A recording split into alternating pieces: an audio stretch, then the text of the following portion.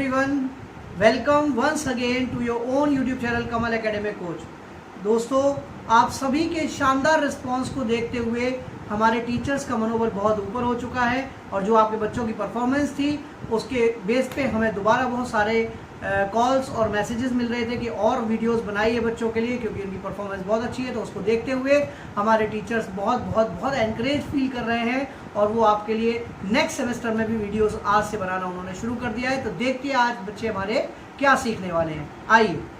Good morning students, now we are going to start lesson 9 Shaitan बाबू। लेखक ने इस पाठ में बताया है कि बच्चे शरारत करते हैं, परंतु शरारत सीमा में होनी चाहिए, नहीं तो वे लोगों की समस्या बन जाती है।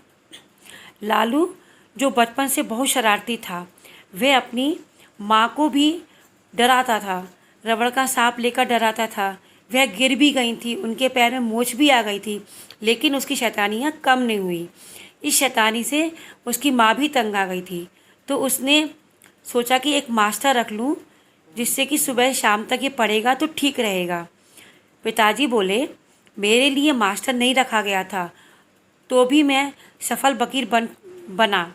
मैं चाहता हूँ कि ये भी अच्छा पढ़ लिख कर बड़ा आदमी बने। पिताजी के कारण लालू को मास्टर से छुटकारा मिल गया, क्योंकि उसको मास्टर और पुलिस दोनों में कोई अंतर नज़र नहीं आता था, दोनों एक से लगते थे। लालू की माँ चाहती थी कि उनके गुरुदेव जी आए हुए थे तो वो उनके यहाँ ठहरें, तो जब उन्होंने उनको पूछा आने के लिए तो वह राज़ी हो गए। तो गुरुदेव आने वाले थे तो वो बहुत प्रसन्न हो गई थी। तो उसने बहुत सारे प्रबंध किए उनके ठहरने के लिए कि वह यहाँ पे आकर विश्राम कर लेंगे, और बहुत पकवान वगैरह बनाए उन्होंने।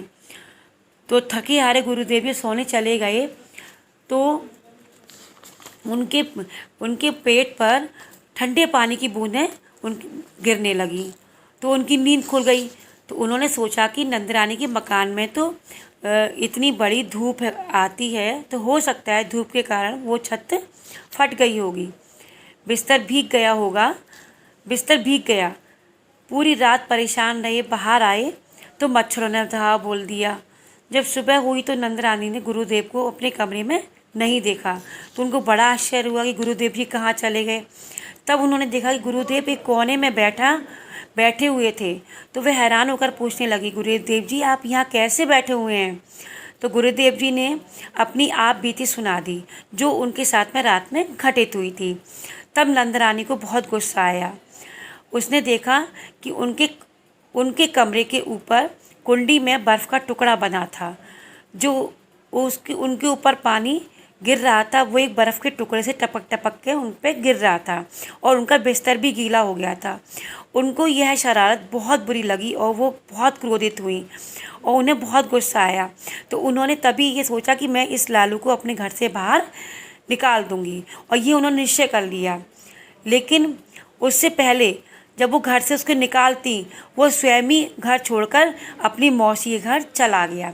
यानी कि वो इतना शरारती था कि उसको किसी से कोई मतलब नहीं था कि हमारे घर पे कौन आया है कौन नहीं आया, किसका मान सम्मान करना है किसका नहीं करना, लेकिन बस उसको शरारत से मतलब होता था।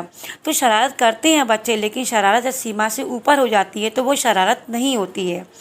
तो इस चैप्टर में उन्होंने पूरा वर्णन किया है। तो अब आप इसको लर्न करिएगा, अच्छे से रीड करिएगा, और इसके जो शब्द अर्थ हैं वो अपनी कॉपी में अच्छे से करिएगा।